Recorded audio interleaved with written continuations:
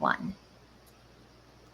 Good morning, good afternoon, or good evening, depending on where you are tuning in from today. And thank you for joining this Tech Strong learning experience with Latent AI. My name is Tip, and I'd like to welcome you to our Tech Strong learning program. This session will be available afterward on demand. We will also be sending you a link to the recording after we conclude. Please send any questions that you have to the Q&A panel on the right side of your screen and join us in the chat by telling us from where you're tuning in from. Share your experiences, your comments, your understanding of the matter. We want to hear it all from you and engage with you. Any questions that we're not able to get to today, we will follow up with you shortly after the program concludes. We also have handouts available for downloading in the resources section. Now, let's kick off today's topic, Edge AI in action. What a sports analytics cloud-to-edge success story teaches us about the next revolution. Thank you everyone for joining us today. We have a panel of great speakers joining us. Guy, can you take it from here? Sure, thanks, Tip. Yeah, the next revolution, I think that's a good way to put it. Edge AI, I mean, shoot, we're living in this AI gold rush, this AI revolution of its own. What's a revolution inside a revolution look like? Edge AI is really interesting as a topic because actually AI has been on the edge since before ChatGPT 3.5 burst upon us and made us all fans and rapid adopters of AI. AI has been there producing value in production in the field, but seems to have come back around again as a topic of interest. It's a special interest because of how much AI depends on data and how much AI depends on a consistent inference so that businesses and organizations can take action confidently and more productively by incorporating AI. So I'm really excited that Latent AI sponsored this webinar, and I'm excited to host it myself so that we can talk about this, and especially so that we can talk about it using a really specific example, which is the sports analytics example from FSP. So I'm going to introduce our panelists today who have real-world experience in this and can help set the stage for any of us who are looking at Edge AI as a next frontier and a next revolution for themselves and their organizations. So I'll start with the Chief Product Officer of FSP, Praful Rana. Praful, say hello. He is going to be one of our panelists. Hey guys. Yeah. And then from Latent AI, the folks who worked with him and worked with FSP on this solution, starting with Natalia Harado. She's an embedded software developer at Latent AI. Say hi. Hello, everyone. Very good. And Hansen Tran, he's the developer experience lead at Latent AI. And finally, Jags Kandasamy, he's the CEO and co-founder of Latent AI and has lots of experience and insights to share. Hey, everybody. So, Jags, let me start with you. So I just sort of dove in and talked about the amazingness and obviously my own enthusiasm for Edge AI, but what does this actually mean? What does AI at the edge mean? I mean, it seems to mean inference occurring on devices and mobile PCs and so forth. There's also servers, even clusters at the edge, right? But is it more than that? How would you define AI at the edge? Thanks, Guy. So edge has a multiple different meanings for different people, right? Like if you ask somebody, a sensor is an edge. Certain people say mobile device is an edge. Some people, it's like their server clusters are edge if they're deployed in an office or a branch setting, right? Everything includes the edge. Anything that is outside of a data center for us is an edge.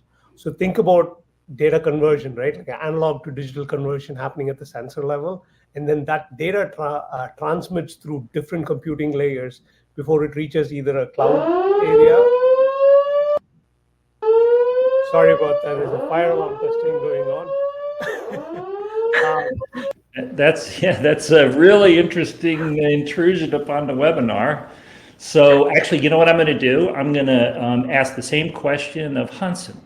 And once your fire alarm testing finishes, you unmute and continue. So Hansen, the question here is, what is Edge AI? Yeah, no worries. So going back on what Jags was saying, for us, AI on the edge is everything outside of the data center, right? And for us, we define edge as basically any sort of system that has some sort of limitation to it, whether it's a computation limit, it's a network restraint, things of that sort, right? And I think a good sort of North Star to consider when figuring out if something is edge or just not edge is it's a very vague line, but typically how we define it is, again, anything that is not directly plugged into the backbone of the internet. Well, Right. okay, so this is the edge, and that's an important grounding for this. But to me, when I'm trying to think broadly about AI at the edge, I think broadly that AI consists of training and of inference. Mhm. Inference seems relatively obvious. I can put some sort of, whether it's a general purpose CPU or an NPU or whatever it is in an edge device, as you've defined it quite broadly, and I can gain inference so I can run the AI application there. But on the training side, there's a question of data collection and data pre-processing and that sort of thing. Would you include that as well? Yeah, so most traditionally, right, a lot of the training happens on the cloud, right? Super insanely strong systems with virtually infinite compute, right? There are definitely many different applications when it comes to training on the edge as well, right? Of course, if you're starting off with an initial solution, it might be good to, again, prioritize having training on the cloud to have that infinite compute to do that exploration. But when you're out in the field, and you actually need to maintain the AI deployment out in the real world, right? Learning when and where you should collect anomalies, any data that needs to be retrained. And if you're out in the field with very limited connectivity and you don't have access to that virtually infinite compute, it's during those circumstances is when training at the edge is also very important as well, and being able to quickly retrain based on very small amounts of data to be able to make sure that the accuracy is maintained throughout the life cycle of that application. And when you start talking about training at the edge, maintaining at the edge, I'm sure those questions will come up later. You really have to think about AI as the sort of dynamic thing that you have to continue to water and maintain for it to be effective, right? Compared to Fantastic. We'll get traditional into that software. later. So we're being pretty comprehensive here in our Yeah. view, and I think that's a really good initial definition. So Natalia, you're embedded systems engineer at Latent AI. So you have worked AI applications probably on both sides. Um, uh, my question now is, okay, we're really familiar as Jags started off, like talking about it, and I think Constant as well, these physical limitations and requirements. We're pretty familiar with that, both physical, power, connectivity, like a lot of different restrictions that edge AI systems have. So that's the systems, that's the hosting systems. But how would you summarize the difference AI has when it's an edge implementation versus what most people are really familiar with, which is really cloud-based AI? So what are the top differences of AI at the edge versus AI everywhere else? Okay, so I would say like when you're using AI in the cloud or in data centers, you are like kind of handing that request, like, okay, do an inference, do a classification, do a detection, and waiting for the answer to come back. While doing that, you are sending your data. So you are putting a lot of layers, like Jax was mentioning, computing layers in between. What Edge AI tries to do is to make it self-contained. So you have a device that is very close to the data, and it's capable of doing the inference on the edge without going through all those layers of computing. That brings low latency, that brings definitely privacy and security, since your data is not going to be traveling somewhere and then you're waiting for that request to be answered.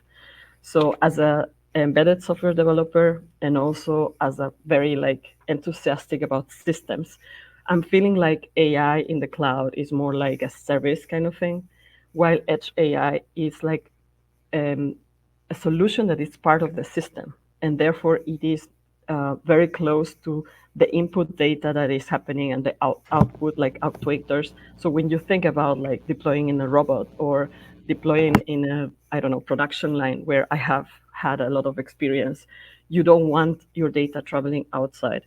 You want to have your solutions very fast. And it doesn't really matter if it's AI or not for like people doing the system. What it matters is that it's fast and that you can easily find out where are the like gaps to fill. So I feel like that's the difference I would give AI So versus edge speed is AI. a critical Low element. latency. And by the way, you're schooling me, because if you look online at the things I've said about AI, one of my hobby horses really is to say that there is no such thing as an AI application. We can call it AI. I'm not saying never say that phrase, but my point when I say that is that when you're developing AI, you're developing a service that gets incorporated into an application. But you're making me feel a little silly because you're pointing out that a lot of these systems are maybe closed systems, or at the edge, obviously you can't assume connectivity, you can't assume integration. There's a lot of these things that I've been assuming in that little rant of mine about there being no such thing as an AI application. So that actually makes me wonder. And Jags, are we back, or are we still on We fire are drill back. mode? I Okay, just got the final notification. So great. There's nothing like live television, folks. We had Hansen with a little bit of audio issues, so who knows what could happen next. But Jags, when and in what scenarios, like when should people be looking at edge AI specifically? So it's a great question. I want to step back in time when Edge AI was not everybody's phenomena, because we were, my previous company at AutoSense, we had automated human hearing, and I fondly say, right, like we were pulled by our ears to the edge. Uh, the main concern there was data transfer and the bandwidth availability. That was the first concern that we solved for. So we had to build the model onto an edge device, put it on next to the machine for predictive maintenance use cases, right? So that's where it started. And today, when you look at it, one of our customers that we are working with on the CPG side of things, they have hundreds of lines and many hundreds of cameras on the factory floor. That's a consumer and packaged goods is Consumer packaged CPG. goods. Yeah, so Exactly, right? They it's have like Tide multiple laundry detergent. megapixel Yeah. cameras on each line, right?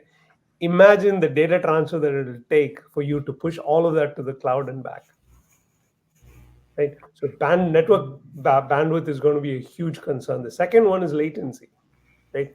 If you need quick results, you like milliseconds are going to be delayed if there's something going on wrong in the production line, or from an autonomous car vehicle perspective, something that you need to quickly respond to. That is another case that we're looking at. And then the third one is simply cost savings. Can I not send everything to the cloud? Everybody knows that you can start with the cloud, it's elastic, but sometimes the cost is never controllable over there. It just explodes. So how do you control that cost? All of those factors help in to make the decision. And So this is really interesting. What you're essentially saying, and it's echoing something Natalia said too, which has to do with speed, where high speed or low latency quick response is important. yeah, And then where there is a cost factor in the cloud usage, maybe because of the volume of data, or there could be a lot of reasons. And what I like about this is, first of all, it's simple. Speed in a couple of aspects, latency and response time, and then cost. So it's really simple. It's two things. And the other thing is it's general purpose. Any organization can imagine AI applications that maybe could have really important speed or really important cost constraints. And that's worth looking at an edge AI application. So let's talk now about one such application, which is this one it's the sports analytics one from FSP using Latent AI.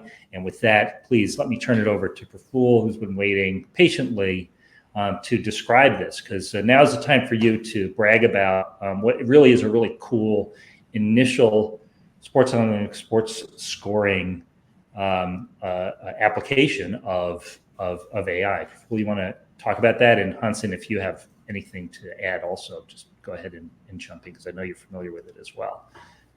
Yeah, thanks, Guy. So, at the Future of Sports, our vision here is to establish a global trust network of sports data that's highly secure, reliable, scalable, and fast.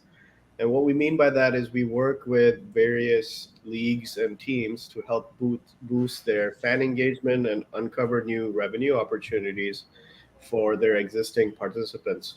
So, for example, our first major deployment is with Tribal World Games, create this global competition around bowling. So, we've enabled anyone, Bowling. yeah, bowling. So, Bowling. yeah, exactly. Like you That's go to pretty a game. universal. Yeah, all right. So the idea is every lane, every city usually has multiple lanes. As you know, it's universal. So we allow anybody, whether they're local to New York or in India or Philippines or somewhere, they could just partake in the same competition from any geography. So they bowl, people bowl in New York, people bowl in San Francisco. They're all playing against the same leaderboard, and this was it's really engaging to players, and this was really difficult to do before without using uh, edge computer vision or edge AI.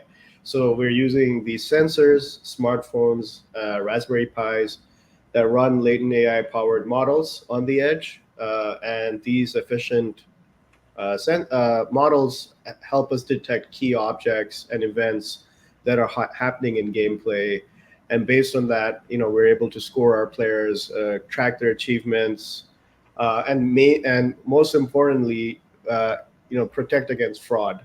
So we imagine have, like Jag was saying, we have thousands of lanes to monitor, and concurrently it could be upwards of 1,000 as well, and we need to make sure that there's no bad actors or fraud happening when people are playing these games. So one of the most important things is to automatically monitor and detect how the gameplay is going. So we're able to do all these three things, thanks to Latent's compressed, efficient, and performant models.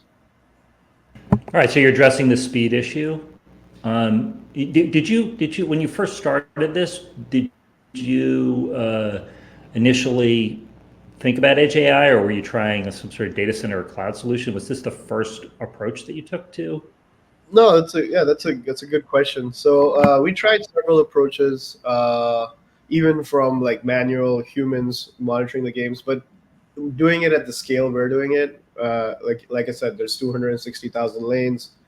That's our scale target. That games could be happening at any time in these lanes. So doing it in that scenario, at that scale, with that level of a multi-million dollar amount of rewards, um, we uh, we tried hybrid approaches. We tried obviously the cloud, and that's definitely was not going to be the way to handle that much ingestion of video and processing. So we were almost forced to land on the edge, if you will, and we basically had to do these computations on a very decentralized manner. That's the only way this could have been feasible at scale. And so yeah, so like that's how we kind of were forced to land on the edge.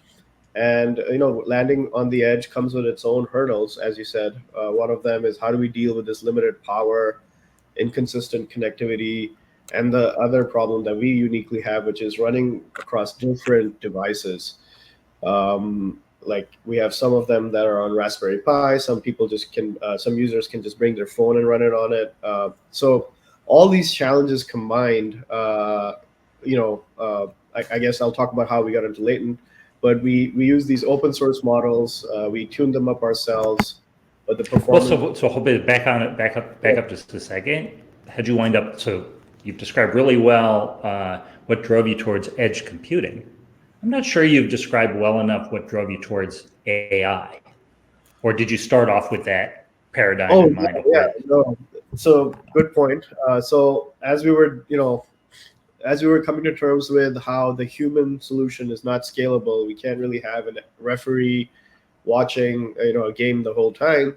We realized we needed to do this automatically, and so with that, obviously came the age-old field of computer vision, and there's things that people have been doing for years. As you have said, AI has been out for a while, and there's things at the cutting edge as well. So we knew we needed to use something in this field of computer vision, which people consider AI. Yeah, But it is AI.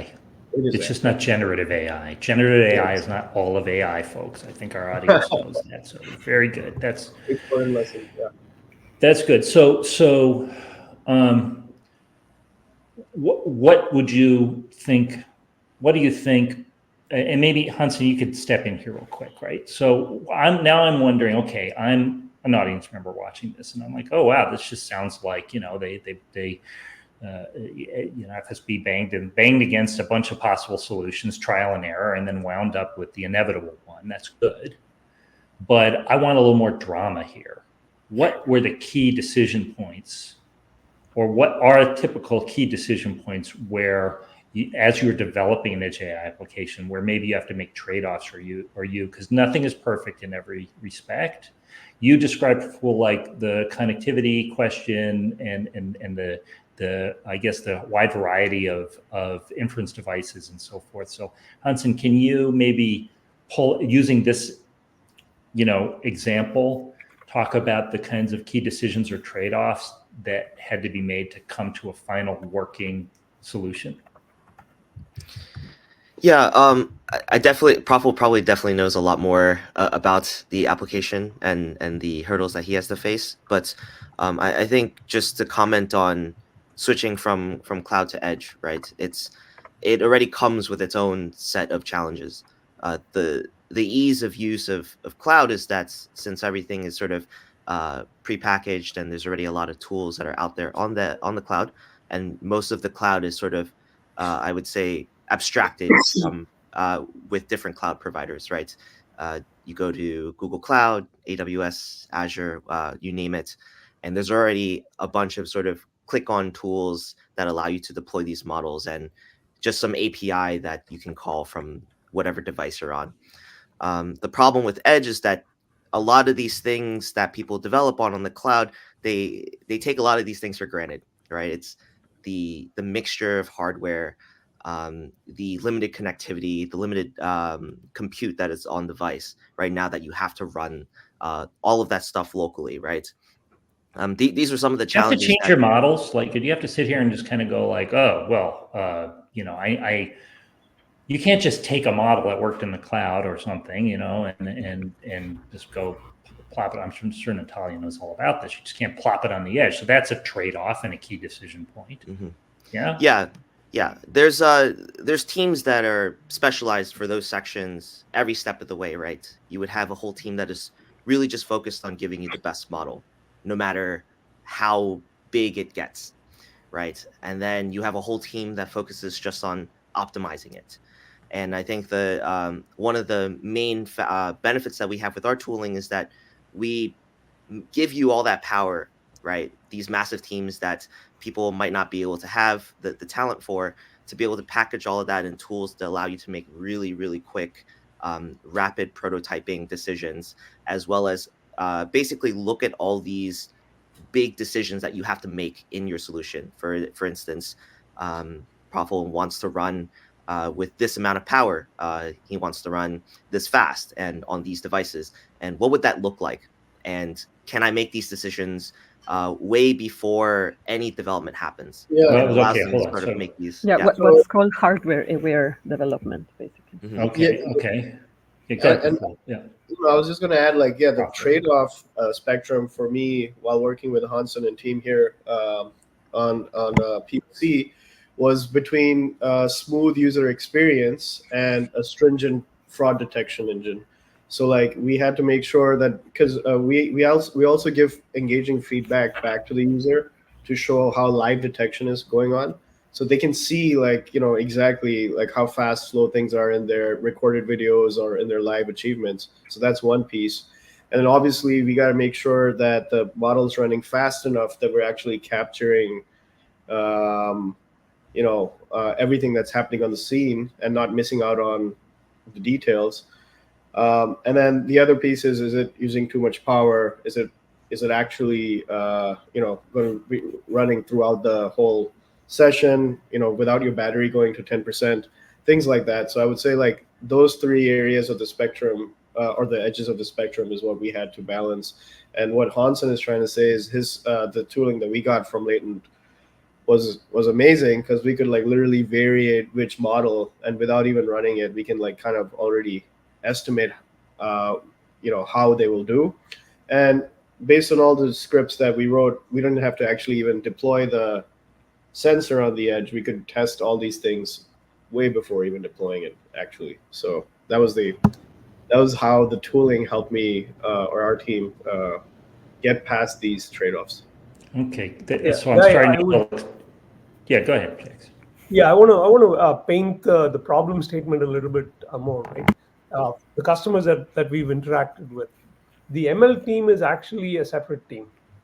They're working on, like, whatever data you're given to them. They start to build models. They have no idea what the deployment solution or deployed solution is going to look like.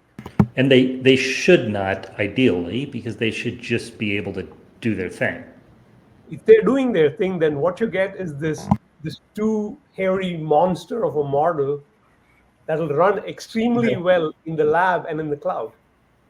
All right. Now you take that model and go to where it needs to be deployed, it'll never fit.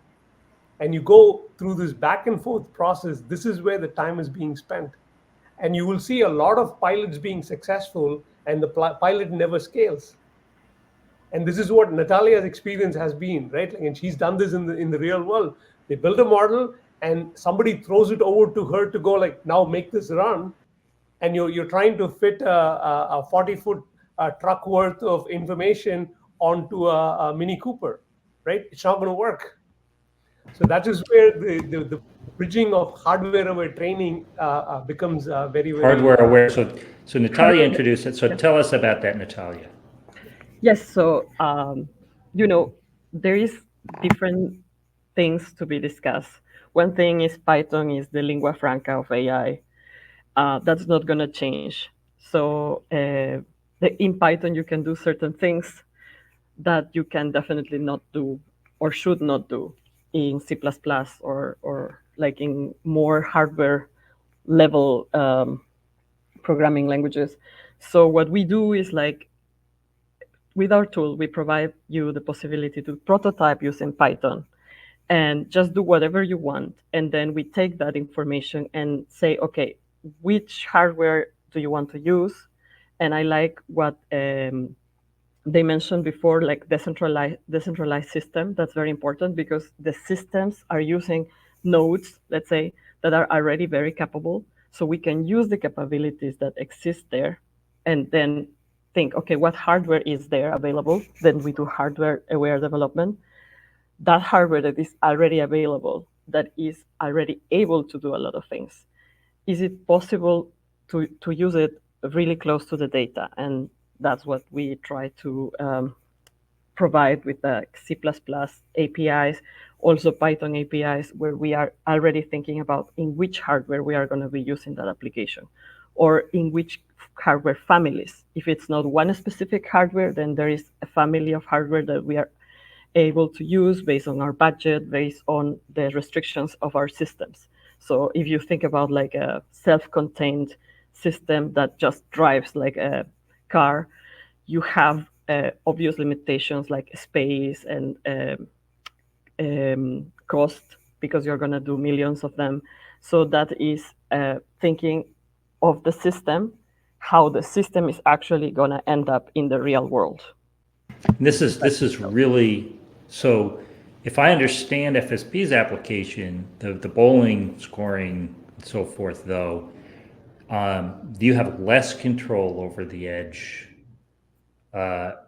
hardware, the edge platform, whatever the word is, right? Where it is, the equipment, than a lot of edge AI applications might have, right? One of the questions we just got from our attendees is what kind of CPU, memory, networking, what kind of configurations your team, Praful, had to deal with. How do you prototype? I think is also they're two in the same question. So do you want to address that?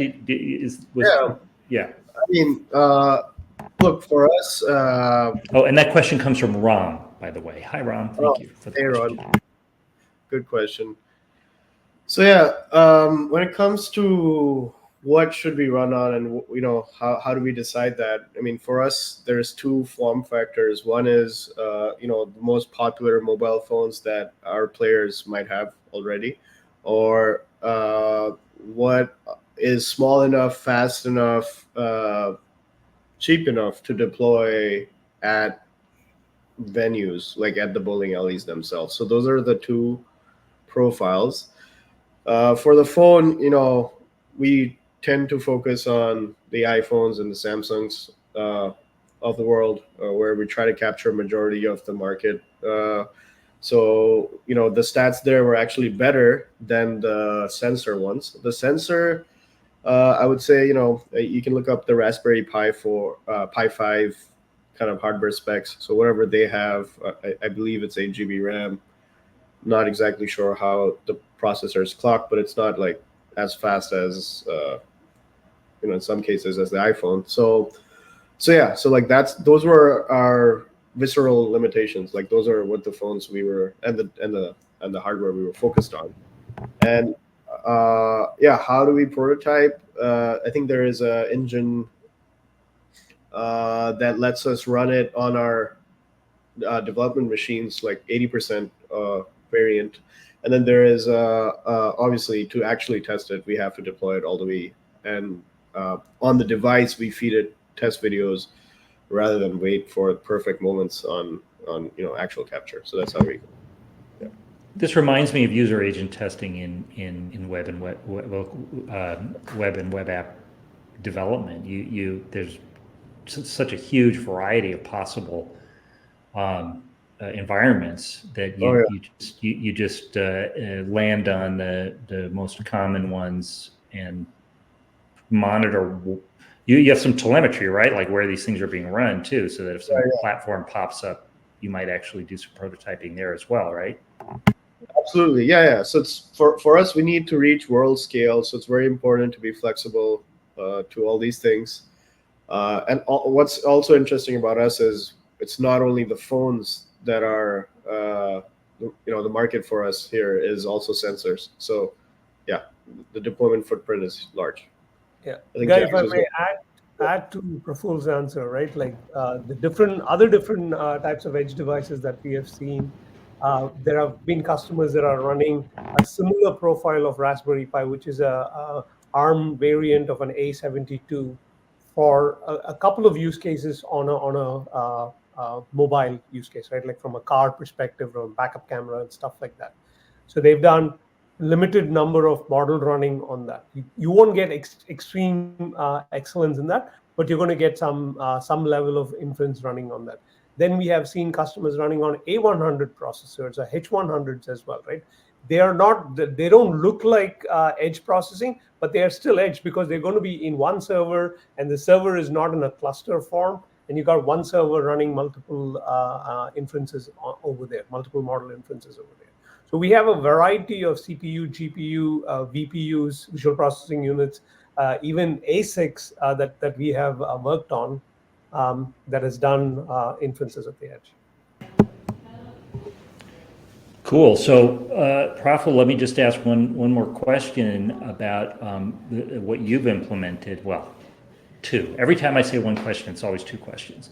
What have the results have been like, especially business results of this particular application?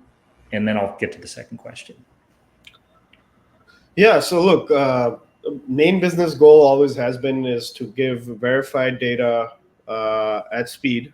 And so I think we have solved that problem. We're getting in our multiple test locations. There's several of them. It's like over 10 locations with 10 lanes each. We're able to monitor it simultaneously. The user experience itself is fast. We went from like sub 5 FPS before engaging Latent to over 15 to 30 25 to 30 FPS. So really happy with the speed. And also the business outcome of not having somebody managing the games, at least in this small test amounts that we're trying out, and using AI to basically do that policing and monitoring of the lanes. It's working out so far. So the business end use case is working, and our costs and performance are in check. So other than the fact that we got You just said it, cost and performance are in check. That ties back to the reason for going to Edge AI. These exactly. performance. Are you going to be able to extend this pretty easily to other sports, like That's curling, for example? Yeah, that's actually our vision here, is to work with all sorts of participant sports. Bowling is a close partner, so we're starting with them. But yeah, going from that to you can imagine archery. You can imagine solo batting sessions at the net. You can imagine squash. There's all sorts of sports that we are eyeing they have this participatory angle, and yeah, so I think it's totally translatable. What we have done in conjunction with working with Latent and learning from them is made a very generic game engine that reacts to various events. And thanks to consistency from Latent, the models give us these events, and we're just able to mission match different rules in the game engine, and we can make any different kind of game work. So like the possibilities Yeah. are endless. That's what I'm talking about. Your team and your company are gaining experience, but also you are gaining more generalized tooling processes, Absolutely. that sort of thing that you can apply to other scenarios, in your case, other sports. Exactly. All right, cool. Hansen, let me go back to you. I want to get a sense. So let's take this in. Like, not everybody on this, attending is, running a sports scoring company, obviously, or part of a sports scoring organization. So I want to take this example and also your experience and knowledge of what folks are doing, and find out, first of all, what typical problems there are in implementing Edge AI. But I want to focus on one in particular, because this was another question we got from our audience, from Joe. How data storage fits into Edge applications. And I think of this also as sort of storage architecture. So that is not always a problem, but it usually is an issue or can be a problem to address. So let's start with that. How is that challenge typically addressed in Edge AI? Yeah, I think what I would have to say about storage on the edge is really, with so much data that's coming in right now, we'll pretty much get to a point one day where a lot of these things are pretty much streamed, right? The purpose of having data storage on edge is, of course, having it be reused for retraining, but a lot of the data could also be redundant as well, right? So I think a lot of the Yes. applications that people write for Edge AI applications is being able to intelligently figure out what sort of data to capture and what sort of data to reuse, and what subset of that would give you the most statistical increase of accuracy, right? When you are to go through the re-maintenance cycle, right? Um, Data storage, of course, is always going to be a problem, depending on how much resources you have on the device. But there's always many different ways in which you can make that more efficient, from an application layer, as well as from the tooling that we have as well. An example of this is really being able to utilize the runtime that we have generated, or we have created at Latent AI, to be able to have very easy ways to figure out what you want to save, what you want to capture, when you want to update, when you want to retrain and push that stuff back out. So it's, again, going back to the whole abstraction with the cloud provider thing. You can sort of look at Latent tools as, we are there to abstract the huge variety of hardware devices out there, giving you that capability to have that same very cloud-like experience, with the same amount of power and tooling, right? Yeah, Hansen, maybe this is the right time to introduce the concept of edge continuum, right? Guy, as Hansen said, right, like we support a multitude of hardware platforms, and then you have to rethink your architecture here. A simple example I would give is like, doorbell. If you think about a doorbell, today it is just motion activated. Anything that moves in front of the doorbell, you get a notification that somebody's at the door. So if you take the edge continuum architecture and edge AI in itself, we can deploy three different layers in this use case, right? At the doorbell, you can define just a human, non-human algorithm over there, which is very low power, very small in size. We actually deployed a model that was 80 kilobits in size, right? That's just doing human versus non-human detection. Kilobits, did you Yes. say? Yes. I didn't know there was such a thing. Go on. Yes. So we did that, right? Like, so now the doorbell camera is only looking at human at the door. The moment a human is identified, then you capture that frame and send it to the next layer of compute. In the next layer of compute, it could be a set-top box at your home. If you're working with a CDN, it could be a CDN layer or a MEC layer, whatever that next layer could be. And you're doing facial recognition at that level. You're not doing too much compute, but still heavier compute than the 80 kilobits, right? Is that guy, is that Jags, is it Natalia, Praful, or Honson at the door? If you identify, you can drop the packet, you're good to go. Whatever the rules dictate, you move on. If nobody is identified at that layer, you can then pass that frame to the third layer of compute, a little bit more beefier machine. You get multiple other activities that can be done. Is that person wearing a uniform? Is that a UPS, FedEx, or an Amazon delivery person? So what you're describing is there's a relatively well-known idea of these sort of edge zones or layers or spheres. Sometimes they're called spheres.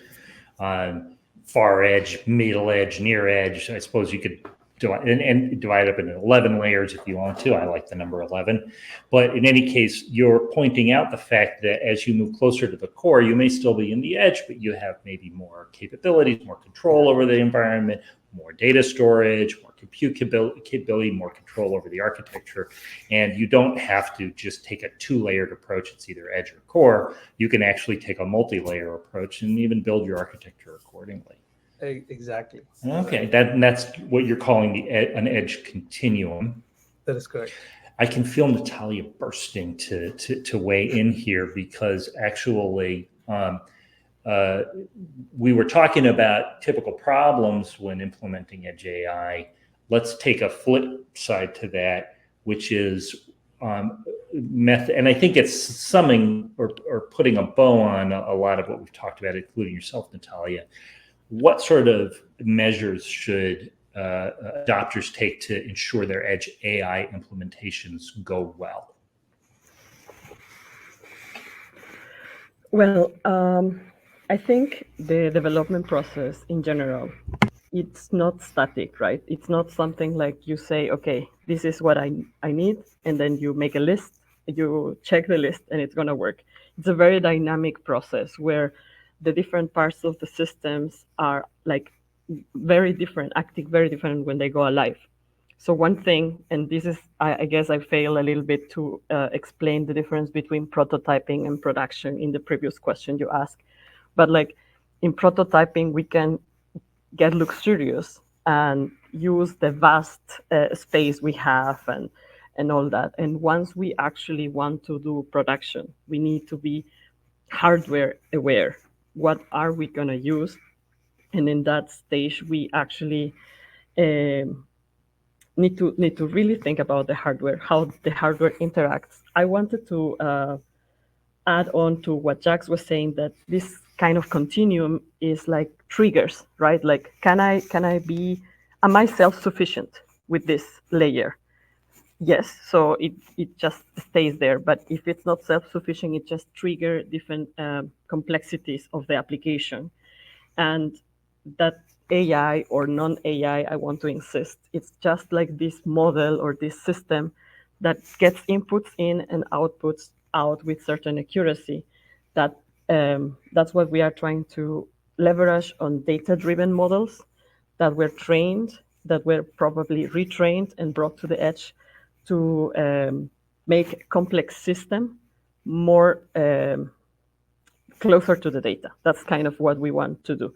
And the to be able to do all that, there are so many tools and you get so overwhelmed. How do you even connect model information from prototyping to deployment?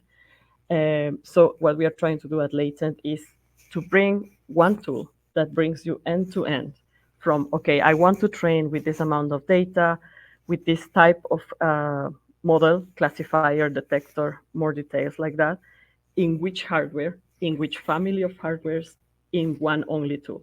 So that capability of not needing to worry about all the tools that you may need to use to optimize. So I like to think of that tool like a Swiss knife.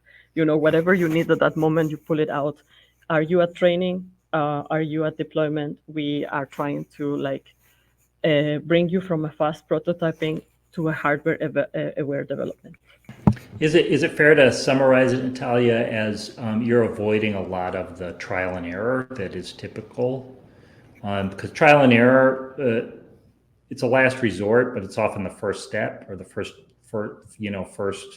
strategy because people are learning. But it's ultimately a time waster if you can avoid it. It makes things speedier and more effective. So is that a fair statement? You're not going to eliminate trial and error. I'm not saying it's like more bridging the model. So you have like a model, and then you want to optimize for different hardwares, but you don't want to yet commit to buying all those hardwares. So how can you make a very close to the reality idea on how your model is going to be acting in real life scenarios? So yes, we allow you to compromise certain things that you have at the development process to enable you to choose better what kind of hardware works better for your application. Okay, and Hansen, this sounds like a core capability of whatever tool set or platform you're using for edge AI development. Are there other ones worth highlighting? Or is there one other tool or capability worth highlighting that can simplify or speed edge AI development, speed to value? With regards to our tooling, you would, Guy? Well, yeah, sure. Yeah. I think every part of the components in our tooling, just to summarize, right, is our design tooling, our optimization tooling, and our runtime tooling. And each of those sections in our tooling really emphasizes what part we're accelerating. So for the design, of course, we've talked about it a lot, is choosing models, making very big design decisions, and the creation of your model. The optimization phase, the big picture for that part of that tooling is, now that you have the model, how can we tie in all the acceleration libraries for whatever hardware you're using, and being able to have all the knobs essentially turn for you, so that you have the power to point and say, I want to target this device. I want to see how it runs. We'll package that and make a single file in which you can integrate into your application. So single file. Yes. So not only do you have That's powerful. not only do you have this sort of packaged file, you can insert it into your application, and it's basically a single injection point, right? And last but not least would be the runtime, which is going to what I was saying before, the ability to maintain the model now as it's going through its sort of lifetime, right? Very good, very good. Okay. This has been terrifically informative for me, and I hope for the audience. I do want to get to one last audience question, and for this, Jags, I'm going to turn to you. So hopefully you can answer it. I'm sure you can. So we've been talking about the sports example, and I think it's been really illuminating and profitable. Thanks so much for bringing that in. This is a question of speed, like we were saying, speed, low latency, and then also cost control. The question is from Venkat, one of our audience attendees, who says, who gives the example of healthcare. So first of all, he characterizes what we're talking about as cloud to edge development approach, and I think that's pretty accurate. So in a cloud to edge development approach, where in healthcare, as an example, and I'll generalize it as he does, where security is really important, as important as speed. Speed is extremely important. Security is extremely important. And if I may say, cost is maybe sometimes at least less of a factor. So how would you analogize, and also what would the differences be, Jags, in that kind of a setting where security is super important, maybe cost less so in this cloud to edge AI I think development? I got to thank Venkat for throwing a softball out here, right? Because Do you know thanks. Venkat personally? Is that what's happening here? uh, so one of our stripes that we have is that we work with the Department of Defense, right? We support a lot of the operational use cases. So as you said, right, like speed and data security is of utmost importance for the Defense Department, and they don't care much about cost. But with George, that's changing a little, right? But cost is coming into a factor. So speed, we've already established the speed part. Security part is that very clear, like, when we work with Department of Defense, as we are deploying these models onto drones or other devices, the common understanding that we go in with this is that these are attritable. These are going to be lost, either lost in battle or captured by the adversary. So you need to have utmost security built into those models, built into those applications. So it's not reverse engineerable, right? That is the same application that we can extend into the healthcare side. Our models are you can secure, encrypt it right there, and then you can also watermark the models. That you can have provenance checks on models of where it comes from, who built it, what version. All of that can be inbuilt into that runtime that you're deploying, right? And then the data security part, like data at rest and data and transfer, that you can implement it as an extension of our runtime as you go forward as part of the architecture. So we have a big stamp on ourselves from the Defense Department. And then the other thing that Hansen mentioned lightly is that model updatability, right? We have actually proven in austere situations that we can update the model over a tactical radio link. That is 50 kilobytes per second and less link. We've been able to update the model, right? In a secure I've heard of it. It was that kilobit thing you said earlier that I was exactly confused about. Yeah. Okay. Great. Hopefully that answered Venkat's question. It sounded like it answered Venkat's question very well. And in fact, Praful, I didn't mean to imply that security wasn't an issue for your application at all, because clearly it's a big issue. Big issue, yes. Big issue. I only have to say, for form's sake, that obviously when it comes to the edge, there's physical security. There's there's no development platform on Earth or software-related thing on Earth that can cover 100% of security at the edge because of that. Although there's a lot, I'm sure, that Latent can do in terms of enabling a security within the platform. If there are no further questions, which there aren't, that we're going to highlight here, because we've done a really good job of outlining Edge AI, the scenarios for Edge AI, and in particular, highlighting this really interesting example of bowling scoring on a global scale using AI for speed and for cost control. Praful, we all wish you the best of luck with the global rollout of this application. I'm going to close it with that. Thanks, everyone, for attending. Tip? Hi, thank you. Before we close out, please click on the survey in the resources section, as your input is invaluable to us. Your feedback does go a long ways here, so please do let us know about that, or any other closing or final thoughts that you've got for us. Once again, you will receive an email in your inbox shortly after we conclude today's session with a link to view it. I would like to thank all of our speakers for taking the time to join us today. It's been a pleasure having you all. Thanks for joining this TechStrong learning experience. Looking forward to seeing you all again. Have a great day. Thank you. Bye. Thanks, everyone.